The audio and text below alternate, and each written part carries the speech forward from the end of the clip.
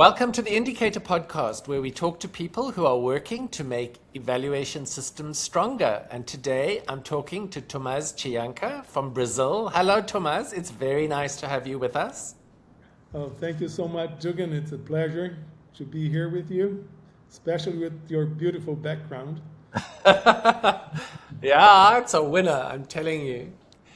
So you've worked across evaluation systems basically all over the place, really.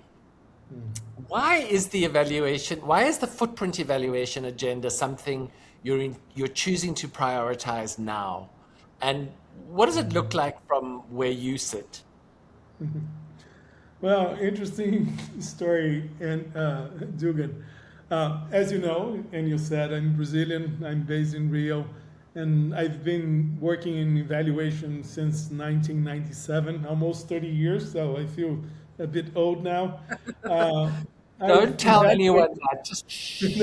right.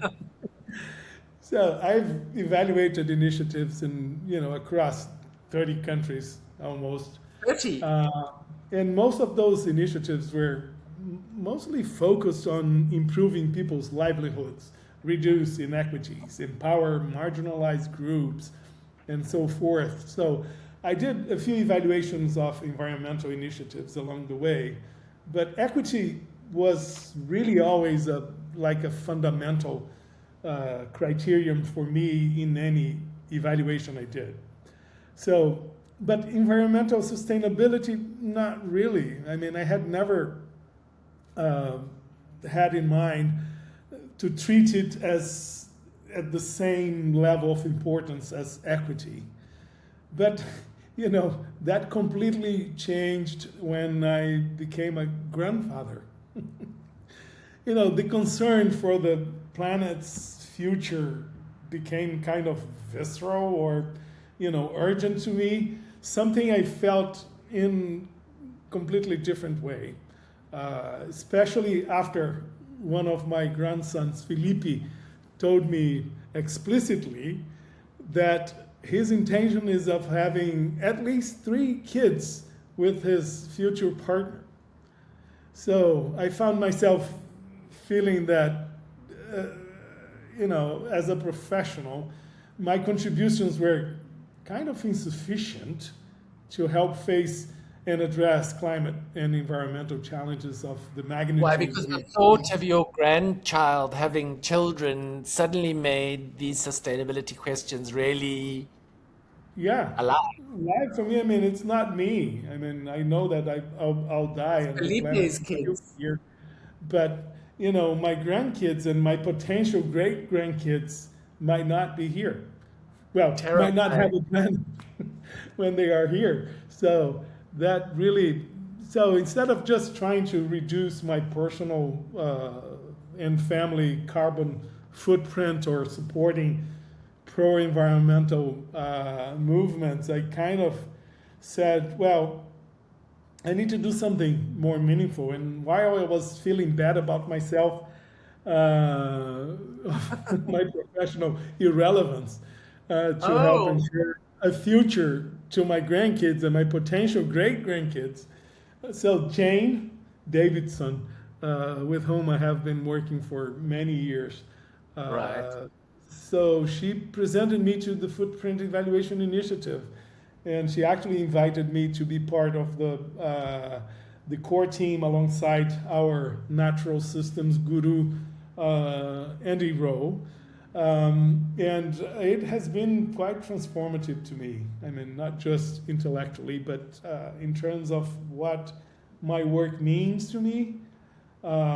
It helped align my profession, I think, with one of my deepest concerns. So I kind of felt a little bit more complete, I think. And so the core insight, I think, on this thing is when we are evaluating a program, you say a health initiative or a development project, an agriculture scheme, whatever, and you never ask what this initiative is doing to the natural systems and the target people that depend on this natural systems around this initiative. So I'm sure that the conclusions that we reach are incomplete by design. You're looking through partial lens of what you were doing. So footprint evaluation insists on bringing both human and natural systems into the same analytical frame. So that's not a methodological preference. It's a condition for, I think, honest evaluation. So engaging now feels like less like a choice and more like a catching up to what the evidence has been telling me for a long time. Nice. That's a great way of thinking about it. I mean, you're not saying it, I'm saying it. I do think there's an implicit critique there that evaluation that doesn't do this is not being entirely honest. I mean, I think the English word is disingenuous. I think that we choose to exclude things from our purview that we know we should be including. Yeah. But to talk more about footprint, your career, and speaking again as somebody from I believe we don't use the term global South anymore. We talk about the global majority. Okay. Yeah. Speaking as somebody who comes from Brazil, your career has been shaped by the challenge of building evaluative and evaluation capacity in contexts where there are not necessarily a lot of resources. And despite that, the institutional stakes are high. So what are some of the ways in which footprint evaluations ideas can be implemented by evaluators working under very tight budget and timeline constraints? Mm-hmm. So, Dugan, most of my career has been exactly in those conditions, so I feel kind of at home when you ask me that. The first thing I would say is, don't try to cover everything. Just pick two or three environmental issues that are likely to matter to most in that specific context that you are doing the evaluation. So that's actually more useful, I think, to decision makers than a shallow survey of everything. So you create what we call moments where you can get, light bulb moments coming in. So things that decision makers can never unsee, rather than overwhelming them with a lot of things that they will never act on. So the second thing I would consider would be use what already exists.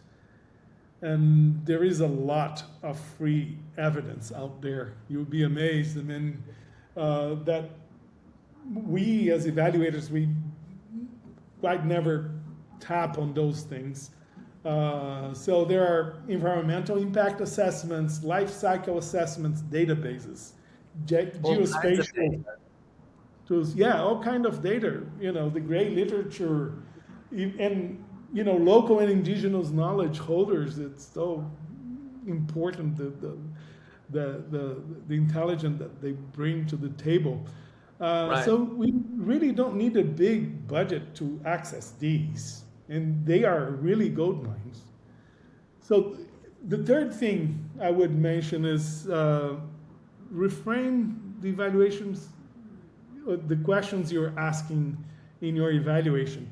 I think one of the simplest and cheapest things we can do is modify our key evaluation questions to ask not just about the human systems, but both the natural and the human systems at once. So instead of just saying, how well did this program improve livelihoods, you can ask, how well did it improve livelihoods or in ways that also protected or ideally restored the natural systems environment. So that little change, I think it ripples through the whole evaluation.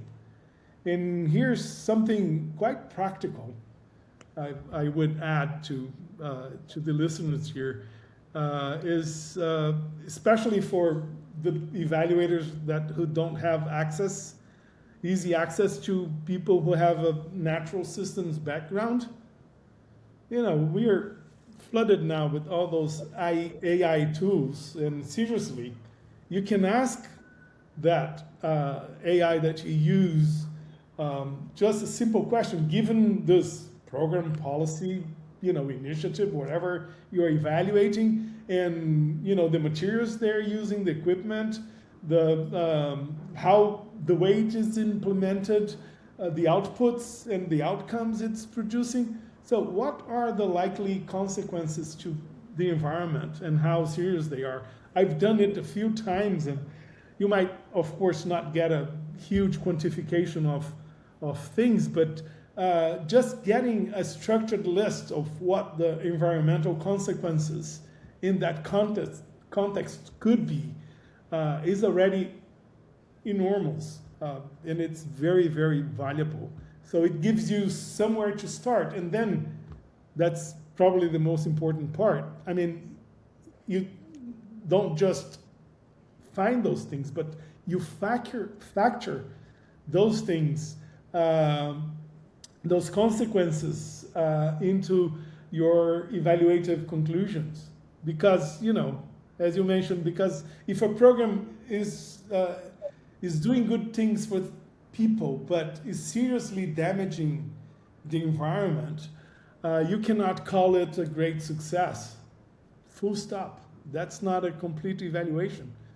And Well, that's our fundamental proposition, really, isn't it? yeah, And that's yeah, the problem, definitely. that with so much evaluative practice, that's really possible. You can have terrible impacts environmentally and still say the Uh-huh. program is successful. And usually we never think about them when we just think, Yeah, okay, yeah, it's doing good to the people. But, people and planet, and they are there's more. There's going more to together. know, Oh, right?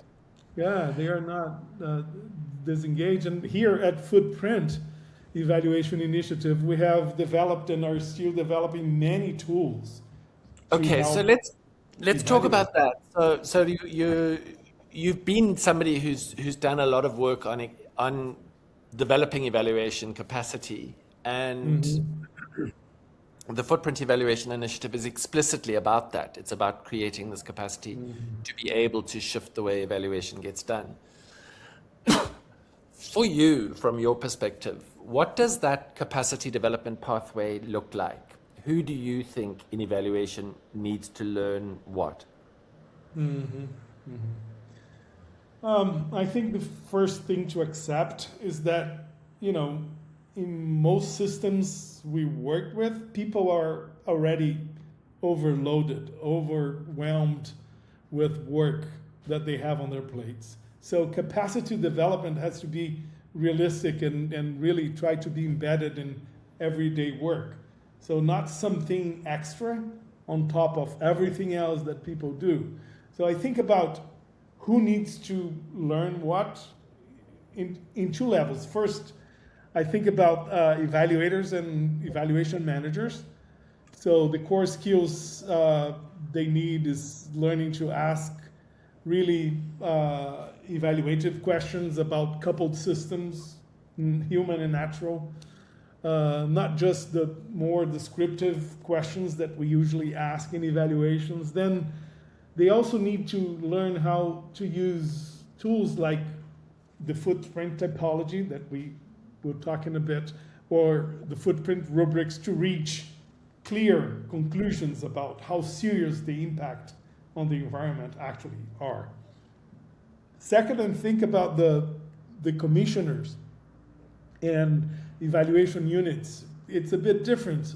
So they need to know how to write good terms of reference that actually require sustainability to be addressed, and how to recognize when an evaluation is only telling them half of the story because natural systems were left out. So the how-to matter just as the what to do. We all know that one-off workshops are not enough to proper capacity development. What I think works best, based on these many years working in different contexts, is that Learning sessions built around real evaluations where teams actually use the footprint rubrics, the typology to interpret the findings together, making sense of them, and then repeat use of those tools until, evaluative thinking about coupled systems stop being just something that's add on and becomes part of how the organization normally works. I think that's the goal, not a sustainability checklist, but a real shift from how people reason about what they are evaluating. So, and this, and by the way, if you allow me, is something that we at Footprint actually do. Our team works directly with evaluation offices and teams, not just through publications, but through the kind of applied embedded learning I just described. And if that sounds like something that some of your listeners would be interested in, they can just go to the footprint evaluation, oneword.org, or just reach out to us. And we'll link the site in the show notes right at this point in the conversation. Excellent. And maybe you want to just mention an example, like perhaps the Colombian example of doing that, of working with an evaluation team. Mm-hmm. Yeah. You have to. Yeah, we did. No, sure. It was a very good example. So recently we did this work with the Colombian government, actually the Department of National Planning, which is kind of the Ministry of Planning in Colombia. And they wanted to evaluate their information systems, their IT systems, information technology systems, and they were prone to include sustainability in that evaluation, and which is interesting, because I mean most evaluations of an IT division would not consider the environment. They wouldn't be thinking about this stuff, right? True, but we need to explain it. I need to explain it more precisely, because they were working already with the German Institute for Development Evaluation, DIVAL, right? And DIVAL were supporting them. And one of the aspects DIVAL was talking to them was, the importance of considering the environment. So they kind of made a partnership. Yeah, and Colombia has actually signed several agreements to accomplish things for the environment in the whole country. So they were committed to do it. So they invited us, DIVAL and the Department of National Planning, DNP, to work with them in this evaluation, and we helped them create a way of evaluating the sustainability part of their IT systems in a very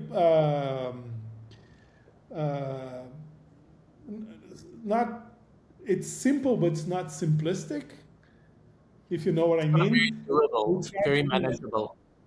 Do something that would be extremely useful for them, but at the same time not break their budget or their timeline.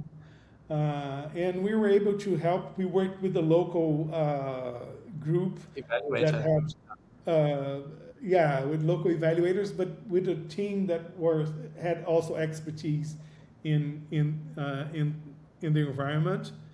And so we created easy ways for them to apply, to use the rubrics and the typology that I will explain in a bit, to assess this environmental component of the IT systems. And we did help them in interesting ways to think about what were in that IT system where they were giving the well, not giving, but producing the highest carbon footprint or environmental footprint.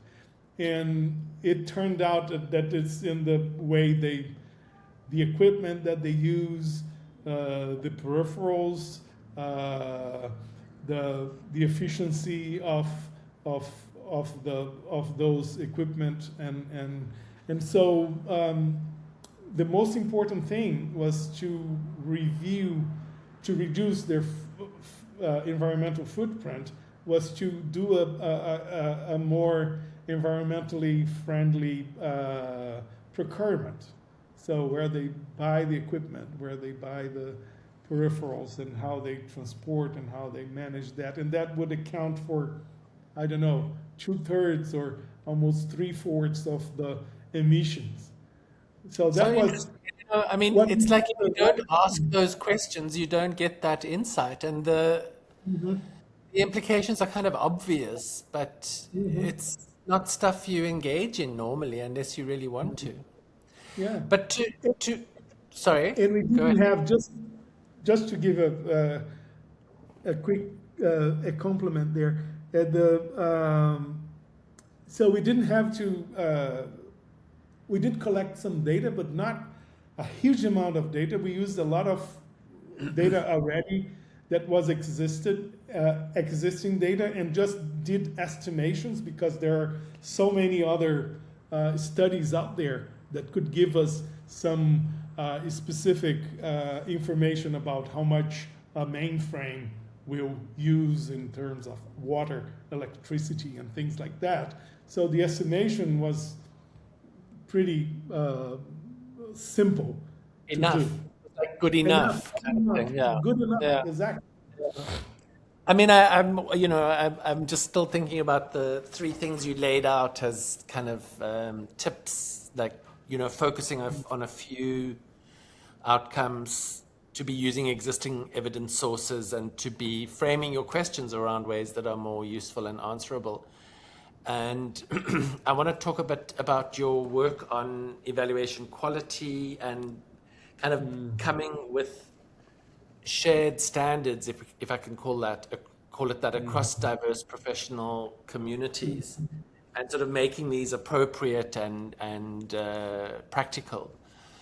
What do you think separates evaluation approaches and methodologies that genuinely improve the way evaluation gets done, rather than just becoming another thing that you have to comply with? Which I think is the danger, of course, with footprint. Like, it just becomes another theme to be considered or ticked. Yeah. Sure. And I've seen it a lot. And there's a huge and fundamental difference here in the way evaluators work. And unfortunately, I think until now, I mean, I've been working all this time. I mean, the field has evolved, but still, most evaluations out there are driven by KPIs, log frames, indicators, and checkboxy types of processes. So people really measure what they can, fill in the templates that they have available, and technically, the system is satisfied, But really, nobody has actually answered evaluative questions, and that's compliance without comprehension right there. And unfortunately, it's still, I mean, last week, my wife she works with an NGO here in Rio, and they were applying for this grant from a large foundation, and she had to fill out all those log frame papers and create indicators for everything that I looked at. But they would only get the grant if they have that thing created, and it's just it's still like last week, exactly the same story that I saw when I started working as an evaluator in 1997. So, but lucky enough, we can see also that there are evaluation approaches out there that start from real evaluative questions, including about coupled human and natural systems, that they use appropriate tools to make the criteria and the value judgment very explicit and with clear conclusions, not just piles of data and saying, okay, my qualitative study had those conclusions, my quantitative studies have those conclusions. See all the beautiful graphs that I have out there, or here's whatever, and then you can't really get to any evaluative conclusions. And those approaches are actually helping decision makers understand how serious different issues are and what needs to change and what are the trade-offs there. So I think the difference isn't really about the methods you're using, the more I think about it, but it's about whether you are using the methods and tools as frameworks for serious evaluative reasoning. Not just, you need to see ourselves as facilitators of reaching evaluative conclusions about quality, importance, value of things that we are evaluating. Otherwise, we're just, data collectors and organizers of pretty graphs and stuff like that. So I doubt, yeah, I doubt any. I mean, I'm loving what you're saying, and the reason I was laughing a bit earlier was because it's very similar, of course, and I mean this because you've worked so much with her, but it's Jane's take as well, like we don't want people to describe and analyze things. We want people to draw conclusions and make, evaluative decisions that really help people decide where to put their energy and their money. Yeah, but I want to come back to something. Yeah, go. No, I was just going to say that in my experience working with so many different organizations, I know that the decision makers, like board members of organizations, even though I'm talking about a foundation world here, where you have business people sitting in their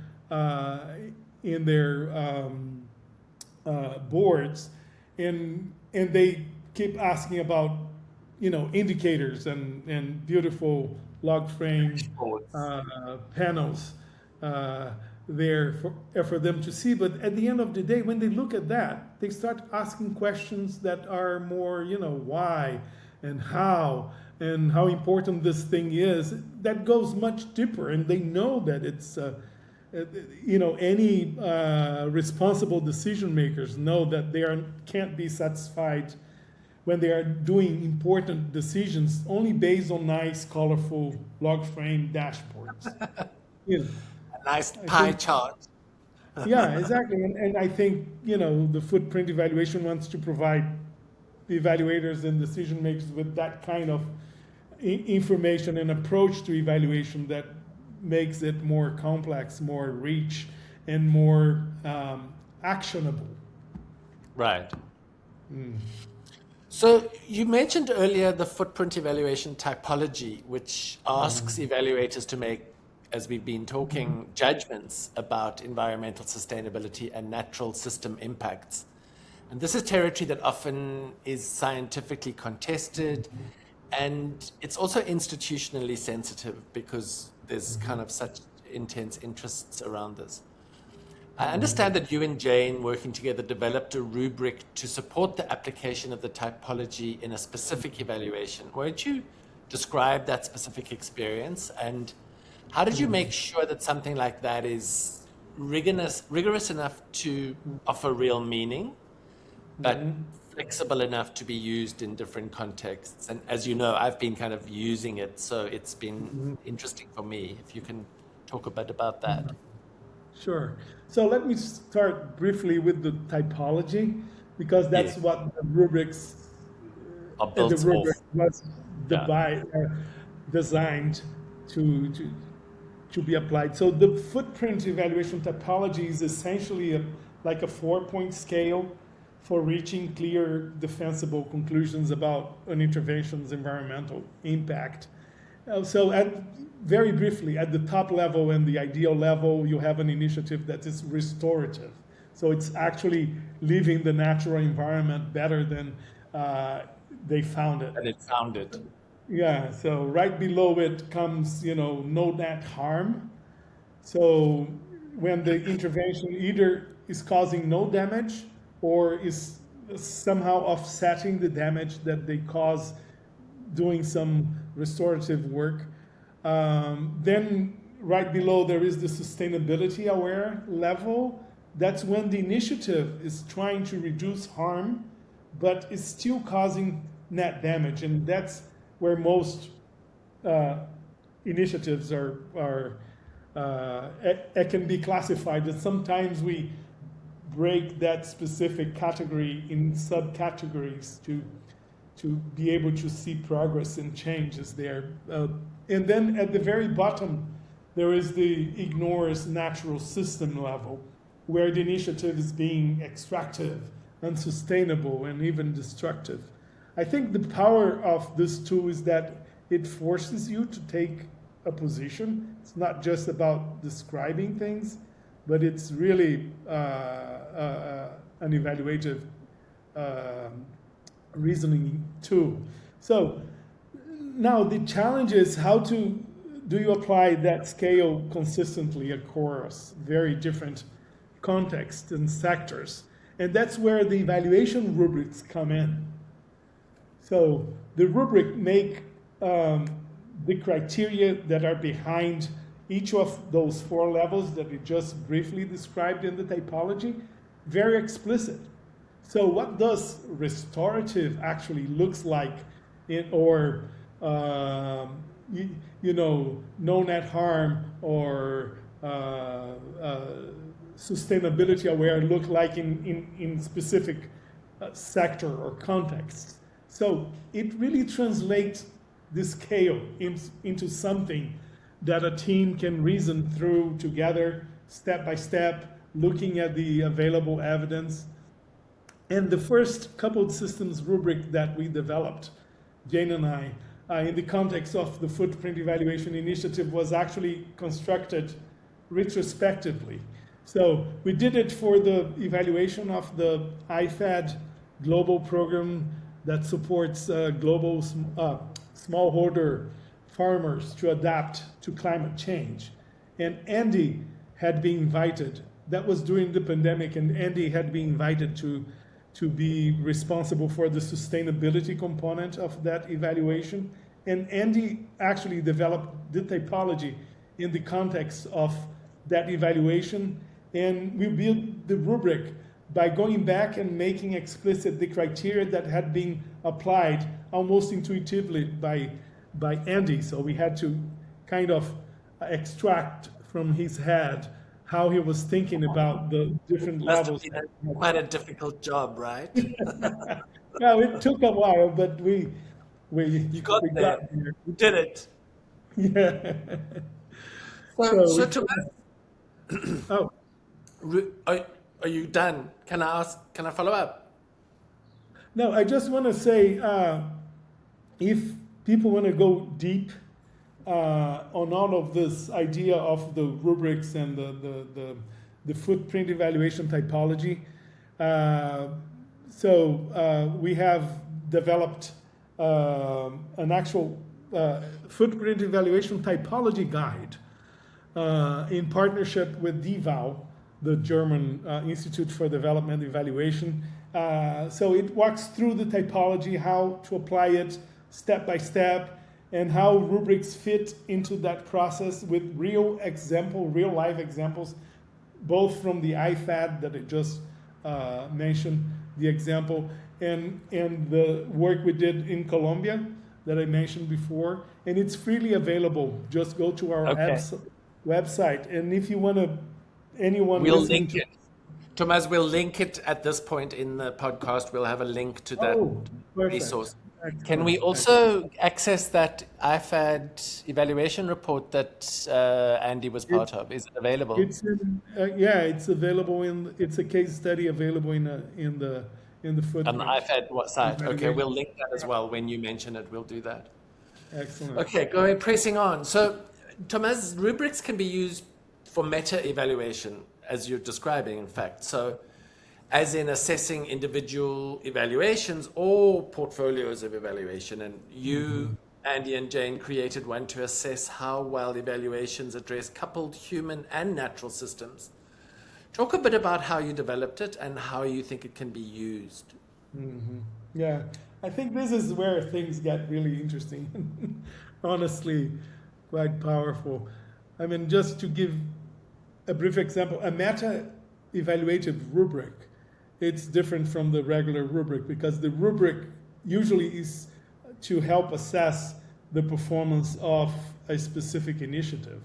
Right. Right? So we're talking about programs, policies, or any other thing that you're evaluating.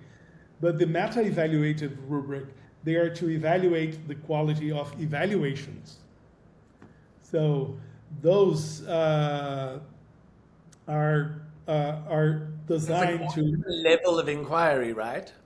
Yeah, it's like, okay, how well the evaluation is actually grappling with the coupled human and natural systems in this context. I mean, there are several other meta-evaluative rubrics, but this one was, we created for that purpose. And because interventions come in very different forms, we have developed 3 versions of that, of those rubrics. One for evaluations of initiatives that are primarily focused on human systems, our typical, development project, health program, livelihood scheme, assessing how well that evaluation considered the natural systems dimensions.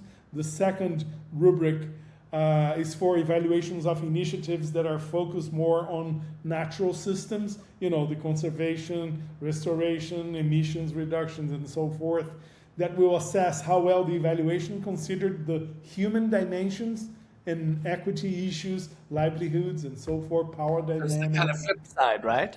Yeah, the flip side. And then we have one that combines those two for initiatives that are trying actually to be ambidextrous and approach both things. So all those 3 rubrics are kind of in beta. We need to be beta version. We're still testing them, but they are already quite useful. You can apply them to a single evaluation. So we're not going to link them just yet, right? We're going to we won't share those yet. Right? Yeah, we can that. But yeah.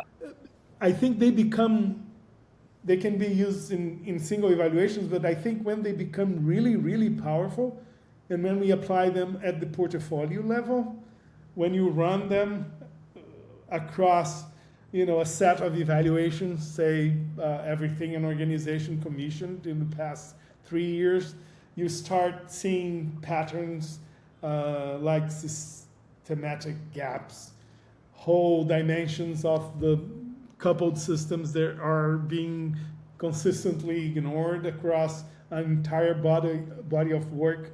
And that's the kind of insights that can actually shift how an organization thinks about commissioning evaluations when they go forward. And that's the ambition, not just better individual evaluations, but better evaluation systems. And this is also something we at Footprint do with organizations directly.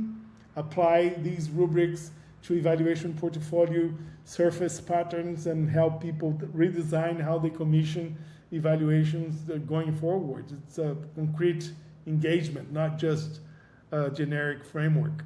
So it's not just a critique, it's actually something people can use to do their work better. Through your work in Latin America and beyond, you've seen how evaluation agendas get set and who sets them. Does this footprint evaluation rubric, as you've currently framed it, reflect a particular institutional or regional worldview? And how do you think it's going to evolve to work across contexts? Mm-hmm. I think there is an honest answer here, which is yes. Many frameworks developed in a particular intellectual or institutional context, it carries assumptions. And the worldviews embedded in it are clear. I mean, first, human systems and natural systems are codependent, as we discussed earlier, that you can't fully understand impacts on the one without understanding impacts on the other one. And this is something that evaluators have an obligation to address. If they don't, if they don't, they will actually risk the actual validity of their evaluations. That's simple. You know, in most of the contexts I've worked in, those premises aren't very much controversial. They map pretty directly onto the lived reality of communities dealing with the environmental degradation, climate stress, and, you know, resources depletion. But where it can become sensitive is at the institutional level. And there are contexts right now where framing evaluation through a sustainability lens is politically tense. And I think we all know and have a good idea of what I'm referring to here. You know, the world is shifting, and there are a lot of tension about that in different countries. The way I think about it is that, you know, the rubrics are flexible by design, and it's not meant to be rigid or written in stones. It can be, and it should be, in fact, contextualized and adapted to different settings. So Exactly. in some contexts, I think the smartest thing to do is just to use it quietly, you know, as a tool to strengthen your own evaluation practice without making it like a banner. So you can still use it. So it functions the same way as, you know, equity lenses, I think. You can apply it rigorously without necessarily leading it with the label. Okay, it's been a really fascinating conversation, and I think really practical, and I've really appreciated that. But to kind of give you a last word, you've worked, as we said, all over the place in many countries, and most of this has been in the developing world. What do you think the most important thing is that people need to be doing to advance the inclusion of environmental sustainability in evaluation globally? That's a good one. So I think what I've learned working across so many different contexts is that, you know, individual evaluators can only do so much within the system that they operate in. You can train all the evaluators you want, but if the terms of reference don't ask for it, it won't happen. I think that's the hard reality. The real leverage, sometimes it's a bit upstream. And most of the developing world contexts I've worked in, I think evaluation agendas are shaped by whoever is paying for the work. Bilaterals, multilaterals, large foundations, governments. I'm being very sincere with you, Dugan, here. So when those commissioners start requiring sustainability and coupled systems thinking to be built into evaluation questions, criteria, in terms of reference, that's when things shift at scale. I don't think before. So I would highlight two priorities, I think.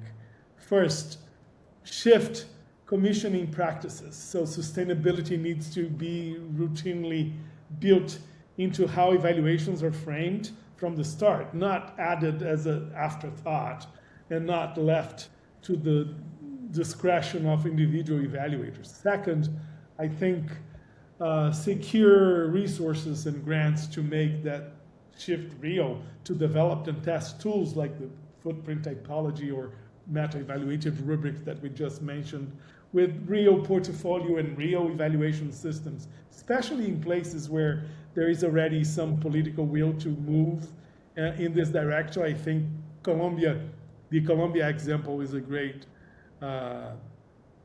It's a great case. a great case. Yeah, and I'm glad to say that we are already working at that level at footprint evaluation.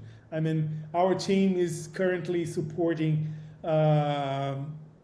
organizations like the German Institute for Development Evaluation, DEVAL, and the United Nations Evaluation Group, UNEG, to review their organization-wide evaluation policies and guidelines so that the right incentives, guidance, and support to include sustainability as a key criterion are built into the system since the beginning.